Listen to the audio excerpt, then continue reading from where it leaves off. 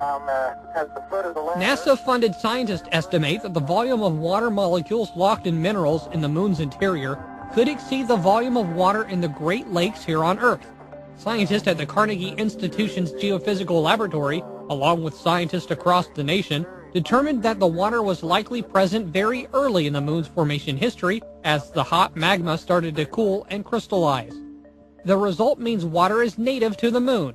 It's found in its structural form hydroxyl, a very minor component of the rocks that make up the lunar interior.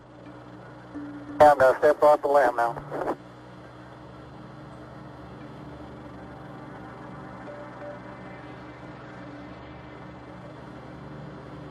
That's one small step for man, one giant leap for mankind. That's a good step. Yep. About a 3-footer.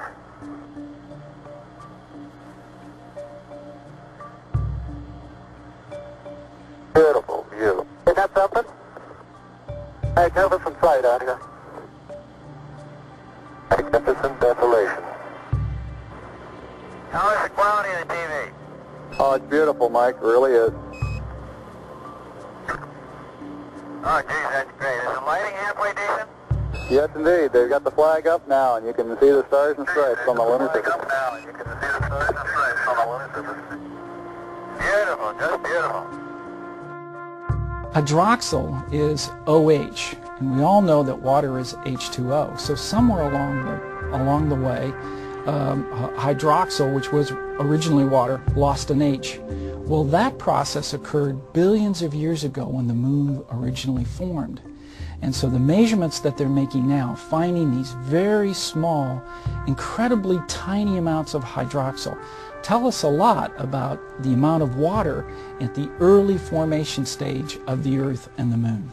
Well, this is not really H2O, water that we know. So it's not like it's pools of water or even ponds of water.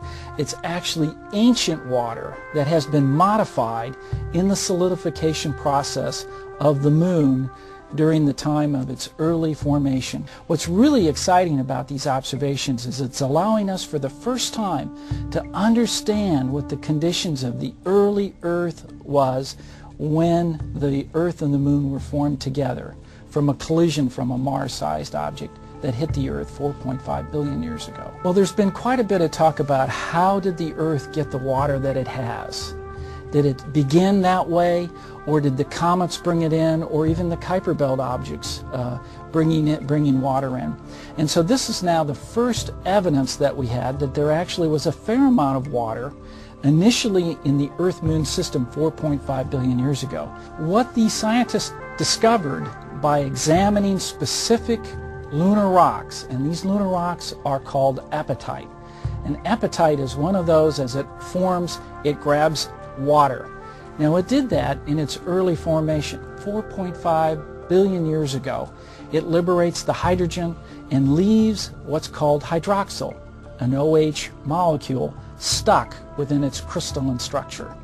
And so the scientists, with instruments that are far better than we've ever had before, were able to detect apatite within the apatite, this hydroxyl, at parts per billion. And that tells us a lot about how much water was in the early Earth formation.